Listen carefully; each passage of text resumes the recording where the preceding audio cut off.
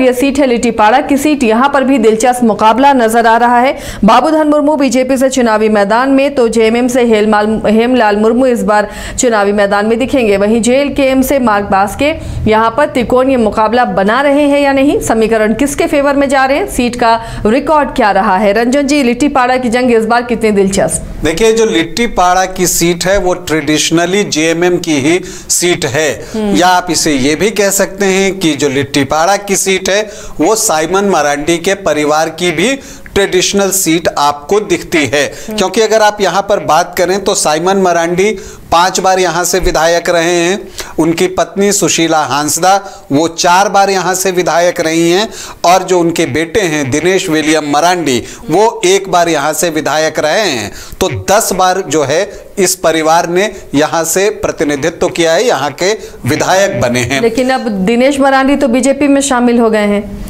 जी हाँ, और यही एक चीज है जो कि जेएमएम के लिए चिंता की बात है। देखिए, एकमात्र दिनेश विलियम मरांडी ही ऐसे विधायक रहे जिनका टिकट जेएमएम ने काटा है, और यही सवाल जो है दिनेश विलियम मरांडी बार बार पार्टी से पूछते रहे। बाद में पार्टी ने जो है उन्हें कारण बताओ नोटिस जारी किया, तो उन्होंने जवाब देने के बजाय बीजेपी में जाना पसंद किया। इस दौरान उन्होंने पार्टी के खिलाफ जमकर जो है वो बयानबाजी भी की।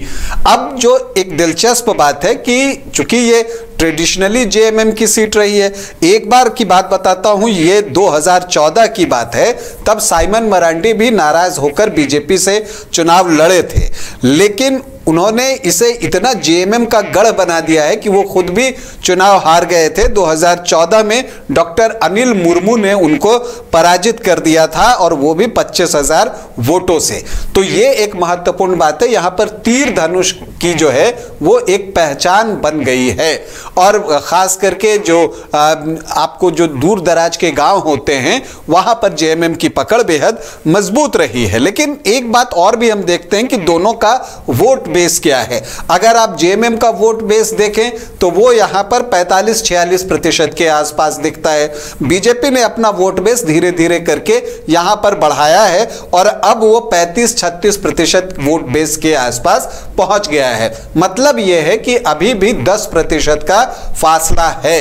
अब क्या है कि अगर जेएमएम के कोटे से 5%, 6% के आसपास वोट निकलकर बीजेपी की तरफ आ जाए, तब बीजेपी जो है यहां पर कमल खिला सकती है। इससे पहले आज तक लिट्टीपाड़ा का एक रिकॉर्ड है कि कोई भी राष्ट्रीय पार्टी यहां से कभी चुनाव नहीं जीती। जब से यहां पर चुनाव हो रहा है 1952-57 से आप बात कर लीजिए, तो पहले झापा जीतते रही, निर्दलीय जीते, फिर कोई रीजनल पार्टी जीती, और फिर उसके बाद ये सीट साइमन मरांडी के नाम होकर रह गई, और वो जेएमएम यहां से जीतती रही। तो कांग्रेस भी यहां से जीतने में अभी तक सफल नहीं हो सकी है। तो अगर यहां पर जो बीजेपी ने इस बार अपना प्रत्याशी बदला है, बाबूधन मुर्मू को उतारा है, और बाबूधन मुर्मू जो हैं वो जिला परिषद के अध्यक्ष रह चुके हैं, तो उनकी भी इस क्षेत्र में कुछ पकड़ है। अब जो वो प्रत्याशी बदला है उसका फायदा, और प्लस दिनेश विलियम मरांडी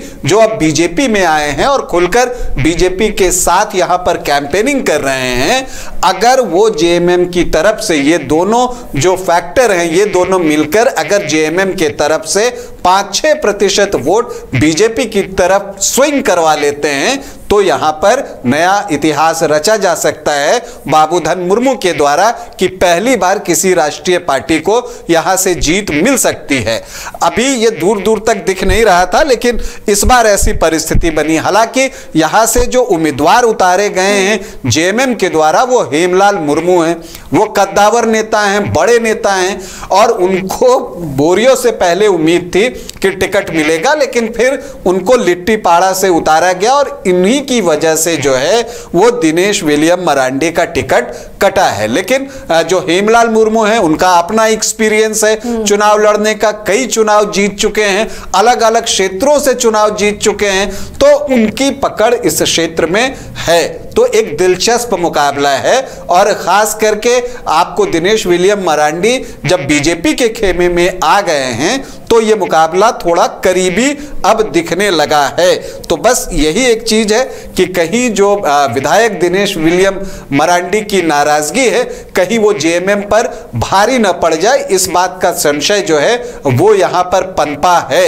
लेकिन हेमलाल मुर्मू चूंकि एक एक्सपीरियंस्ड नेता हैं, चुनाव लड़ने का लंबा अनुभव है और वो जो चुनावी राजनीति होती है और जो रणनीति होती है, बूथ मैनेजमेंट होता है, इसको बखूबी समझते हैं। तो एक अनुभवी नेता के सामने जो बाबूधन मुर्मू हैं वो किस तरह का प्रदर्शन करते हैं और उनकी कितनी मदद दिनेश विलियम मरांडी कर पाते हैं, इस पर यहां का चुनाव परिणाम निर्भर करेगा।